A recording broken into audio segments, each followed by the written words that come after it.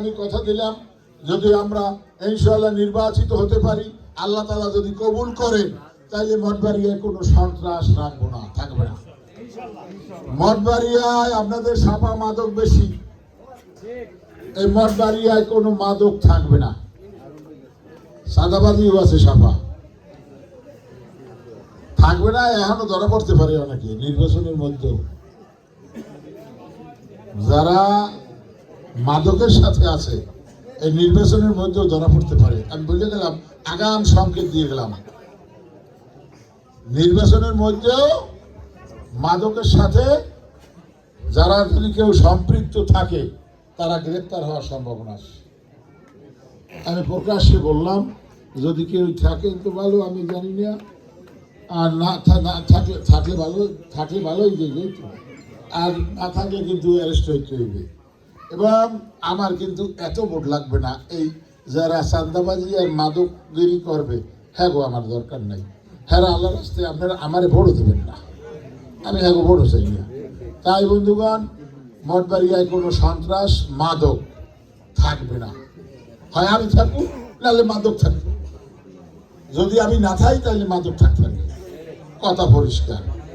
আর মঠবাড়িয়াকে উন্নয়নের মঠবাড়িয়াকে উন্নয়নের রোল মডেলে নিয়ে যাওয়া হবে। মা বোনদের সম্পর্কে বিএনপির পক্ষ থেকে, তারেক রহমানের পক্ষ থেকে রুবেল আপনাদেরকে বলছে, ফ্যামিলি কার্ড দেওয়া হবে। ঘরের যিনি কর্তৃ থাকবেন তার নামে ফ্যামিলি কার্ড ইস্যু করা হবে। কৃষককে কৃষক কার্ড দেওয়া হবে, হেলথ কার্ড দেখা হবে। এই ফ্যামিলি কার্ড, এই ধরনের একটা কার্ড থাকবে। কৃষকের জন্য এই ধরনের একটা কার্ড থাকবে। এই কার্ডের মাধ্যমে এরা কিছু সাহায্য পাবে, সোজা কথা। তো আমার সময় নাই, এই বিস্তারিত আমি বলার সুযোগ নাই। আমি আপনাদেরকে বলবো, বিএনপি ইনশাআল্লাহ ক্ষমতায় আসলে বাংলাদেশ একটি সুখী সমৃদ্ধশালী দেশ হবে। আজকে আওয়ামী লীগ আমাদের মধ্যে নাই, বাংলাদেশে নাই, মানে তাদের কর্মকাণ্ডের কারণে আজকে তারা দেশ থেকে বিতাড়িত। আওয়ামী লীগের যারা সাধারণ মানুষ আছেন, সাধারণ ভোটার, সাধারণ কর্মী, সাধারণ ইউনিয়ন ওয়ার্ড পর্যায়ের নেতৃবৃন্দ যারা আছে, আপনাদের উদ্দেশ্যে বলতে চাই, আমাদের প্রিয় নেতা জনাব তারেক রহমান 5ই আগস্ট পট পরিবর্তনের পর বিশেষ করে হিন্দু সম্প্রদায়ের ভাইদের উপর যাতে কোনো নির্যাতন না হয়, এবং নিরীহ যারা আওয়ামী লীগ, সাধারণ আওয়ামী লীগ, ভালো মানুষ যারা আওয়ামী লীগ, তাদের ঘর বাড়িতে যাতে কোনো সমস্যা না হয়, এদিকে আমাদের নির্দেশনা ছিল। আমরা 108টি ওয়ার্ড মঠবাড়িয়া, এই 108টি ওয়ার্ডেই আমাদের নেতাকর্মীদের এদের নির্দেশ ছিল যাতে তাদের হিন্দু সম্প্রদায়ের ভাইদের উপর এবং নিরীহ আওয়ামী লীগের উপর যাতে কোনো অত্যাচার নির্যাতন না হয়। আমরা সেই দায়িত্ব পালন করেছি।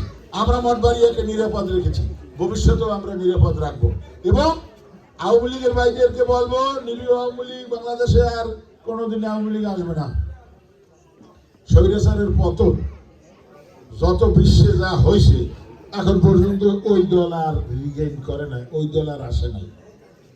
আপনারা দেখেন, জার্মানিতে আসে নাই, ইটালিতে আসে নাই, এই সিরিয়া গেছে, আসবে না, ওই ইরাক, তারপর লিবিয়া, কোনোদিন আর ওই স্বৈরাচার কিন্তু আসে না, আসবে না। তাইলে ইতিহাস মিথ্যা হয়ে যায়, এই রাষ্ট্রবিজ্ঞানের সংজ্ঞায় নয় যাইবে। তাই আমরা আপনাদেরকে অনুরোধ জানাবো, আপনারা আমাদের পক্ষ থাকা তাহলে ঐক্যবদ্ধ হবেন। আমরা বাংলাদেশের নাগরিক, আমরা মিলেমিশে একে অন্যের সাথে আমরা থাকি। আমরা বিগত দিনে যারা হামলা খেয়েছি, নিরীহ যারা আওয়ামী লীগ আছেন, আমাদের অনেক নেতাকর্মী, ইভেন আমিও অনেক আওয়ামী লীগের ঘরে ভেঙে রাত্রে পালাইছি না। তাই আপনাদেরকে অনুরোধ জানাবো, আপনারা আমাদের পতাকা দলে ঐক্যবদ্ধ হন।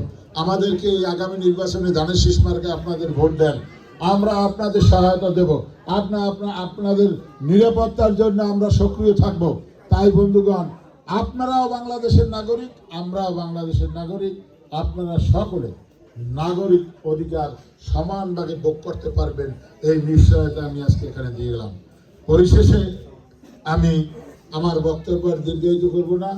আপনারা এখানে কষ্ট করে যারা উপস্থিত হয়েছেন আমাদের এই বক্তব্য শোনার জন্য, বিশেষ করে মা বোনেরা এত রাত্রে পর্যন্ত আছেন, আপনাদেরকে বিশেষ করে ধন্যবাদ জানাই, আপনাদের কাছে কৃতজ্ঞ থাকব এবং আগামীতে ইনশাআল্লাহ নির্বাচিত হলে মঠবাড়িয়ার জনসাধারণ, আপামর জনসাধারণের সার্বিক উন্নয়নে, সার্বিক বিভিন্ন সমস্যা সমাধানের জন্য আমি কথা দিয়ে গেলাম, সচেষ্ট থাকব, আপনাদের পাশে থাকব, আপনাদের দেখভাল করব, আপনাদের সকল সুবিধা অসুবিধা দেখার জন্য আমি প্রস্তুত থাকব। সবাই ভালো থাকবেন। ধন্যবাদ সবাইকে। আসসালামু আলাইকুম ওয়া রাহমাতুল্লাহি ওয়া বারাকাতুহু।